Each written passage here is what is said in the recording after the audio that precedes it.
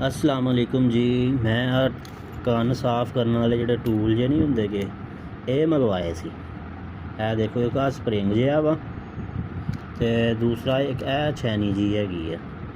ਇਹ ਵੀ ਕੰਨ ਵਿੱਚ ਫੇਰਨ ਵਾਸਤੇ ਮੈਂ ਤੁਹਾਨੂੰ ਦੱਸਦਾ ਵਾਂ ਕਿਸ ਤਰ੍ਹਾਂ ਇਹਨੂੰ ਫੇਰੀਦਾ ਵਾ। ਤੇ ਇਹ ਦੂਸਰੀ ਇੱਕ ਉੱਦਾਂ ਦੀ ਫੇਰ ਹੋਰ ਛੈਨੀ ਜੀ ਆ, ਆ ਇੱਕ ਫੇਰ ਉੱਦਾਂ ਦੀ ਛੈਨੀ ਜੀ ਆ ਤੇ ਆ ਇੱਕ ਫੇਰ ਪੱਤਰੀ ਜੀ ਹੈਗੀ ਹੈ ਪਤਲੀ ਜੀ ਤੇ ਅੱਗੇ ਇਹਦੇ ਵੀ ਉੱਦਾਂ ਹੀ ਸਾਫ਼ ਕਰਨ ਵਾਲੀ ਹੈਗੀ ਆ ਤੇ ਇੱਕ ਆਹ ਵਾਲੀ ਆ।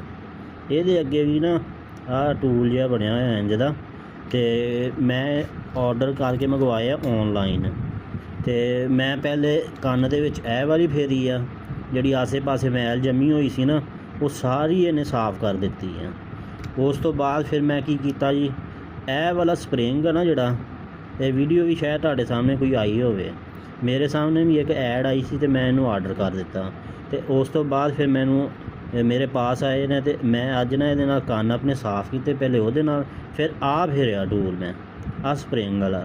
ਇਹਨੂੰ ਮੈਂ ਨਾ ਹਲਕੇ ਹੱਥਾਂ ਨਾਲ ਬਿਲਕੁਲ ਇੰਝ ਘੁਮਾ ਕੇ ਨਾ ਕੰਨ ਦੇ ਵਿੱਚ ਜਿਹੜਾ ਹਲਕੇ ਹੱਥਾਂ ਨਾਲ ਫੇਰਿਆ ਜਿਹੜਾ ਤੁਹਾਡੇ ਪਰਦੇ ਨੂੰ ਨੁਕਸਾਨ ਨਾ ਪਹੁੰਚਾਵੇ।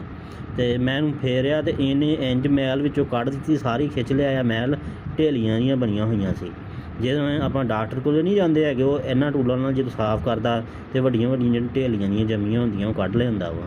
ਤੇ ਇਹ ਇਸ ਟੂਲ ਦਾ ਜਿਹੜਾ ਸਪਰਿੰਗ ਵਾਲਾ ਨਾ ਇਹਨੂੰ ਮੈਂ ਆਸਤਾ ਇੰਝ ਘੁਮਾ ਕੇ ਆਸਤਾ ਜੇ ਬਾਹਰ ਖਿੱਚਿਆ ਤੇ ਢੇਲੀਆਂ ਜਿਹੀਆਂ ਇਹਨੇ ਬਾਹਰ ਕੱਢ ਦਿੱਤੀਆਂ। ਤੇ ਇਹ ਆਰਡਰ ਕੀਤੇ ਸੀ ਮੈਂ, ਇਹ 700 ਤੇ ਕੁਛ ਰੁਪਏ ਦੇ ਸੀਗੇ ਤੇ ਜਦੋਂ ਇਹਦੀ ਡਿਲੀਵਰੀ ਪਾ ਕੇ ਮੈਨੂੰ ਨਾ 850 ਰੁਪਏ ਦੇ ਮਿਲੇ ਆ। ਤੇ ਇਹ ਵਾਲਾ ਜਿਹੜਾ ਨਾਲ ਇਹ ਪਰਸ ਜਿਹਾ ਇੱਕ ਬਣਾਇਆ ਹੋਇਆ ਰੈਕਸੀਨ ਦਾ, ਇਹਦੇ ਵਿੱਚ ਜਿਹੜੇ ਪੈਕ ਹੁੰਦੇ ਆ ਇਹ ਜਿਹੜੇ ਟੂਲ ਤੇ ਇਹ ਦੋਨੇ ਹੀ ਜਿਹੜੇ ਨਾ ਮੈਂ ਮੰਗਵਾਏ ਨੇ, ਇਹ ਦੋਨੇ ਮੈਨੂੰ 850 ਰੁਪਏ ਦੇ ਵਿੱਚ ਇੱਥੇ ਮੇਰੇ ਘਰ ਦੇ ਵਿੱਚ ਮਿਲ ਗਏ ਆ। ਠੀਕ ਹੈ ਜੀ, ਇਹ ਵਾਲੇ ਤੇ ਇਹ ਵਾਲੇ ਇੱਕੋ ਹੀ ਹੈ ਦੋਨੇ, ਤੇ ਦੋਨੋਂ ਇੱਕੋ ਪੈਕਟ ਦੇ ਵਿੱਚ ਆਏ। ਸਮਝੋ ਕਿ 425 ਰੁਪਏ ਦਾ ਮੈਨੂੰ ਮਿਲਿਆ ਵਾ। ਤੇ ਇਹ ਟੂਲ ਤੁਸੀਂ ਨਾ ਆਰਡਰ ਕਰਕੇ ਮੰਗਵਾਓ ਜੇ ਅਗਰ ਤੁਹਾਡੇ ਸਾਹਮਣੇ ਕੋਈ ਐਡ ਹੁੰਦੀ ਤਾਂ ਮੈਂ ਜਿਹੜੀ ਵੈਬਸਾਈਟ ਤੋਂ ਮੰਗਵਾਏ ਸੀਗੇ ਉਹਦਾ ਮੈਂ ਲਿੰਕ ਜਿਹੜਾ ਨਾ ਡਿਸਕ੍ਰਿਪਸ਼ਨ ਦੇ ਵਿੱਚ ਲਾ ਦਿੰਦਾ ਤੇ ਤੁਸੀਂ ਇਹਨੂੰ ਆਰਡਰ ਕਰ ਲਓ। ਤੁਹਾਨੂੰ ਡਾਕਟਰ ਕੋਲ ਜਾਣ ਦੀ ਜ਼ਰੂਰਤ ਨਹੀਂ। ਜੇ ਅਗਰ ਤੁਹਾਡੀ ਬਹੁਤੀ ਕੰਨਾਂ ਵਿੱਚ ਮੈਲ ਜੰਮੀ ਹੋਈ ਹੈ ਤਾਂ ਕੰਨ ਦੇ ਵਿੱਚ ਜਿਹੜੇ ਨਾ ਉਹਨਾਂ ਨੂੰ ਆ ਕੇ ਸਾਫ਼ ਕਰਨ ਵਾਲੇ ਜਿਹੜੇ ਡ੍ਰੌਪ ਹੁੰਦੇ ਨਾ ਮੈਡੀਕਲ ਸਟੋਰ ਤੋਂ ਉਹ ਲਿਆਉਣੇ ਆ ਤੁਸੀਂ।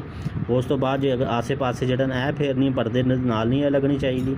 ਤੇ ਇਹ ਜਿਹੜਾ ਸਪਰਿੰਗ ਹੈ ਨਾ ਤੁਸੀਂ ਆਸਤਾ ਫੇਰਨਾ ਵਾ ਤੇ ਇਹਦੇ ਵਿੱਚ ਜਿਹੜੀਆਂ ਸਾਰੀ ਮੈਲ ਜੰਮ ਜਾਣੀ, ਜਿਹੜੀ ਵੱਡੀ ਢੇਲੀ ਹੋਣੀ ਆ ਉਹਨੂੰ ਇਹਨੇ ਖਿੱਚ ਲਿਆਉਣਾ ਬਾਹਰ ਨੂੰ, ਸਾਰਾ ਤੁਹਾਡੇ ਕੰਨ ਦੀ ਮੈਲ ਇਹਨੇ ਸਾਫ਼ ਕਰ ਦੇਣੀ ਆ।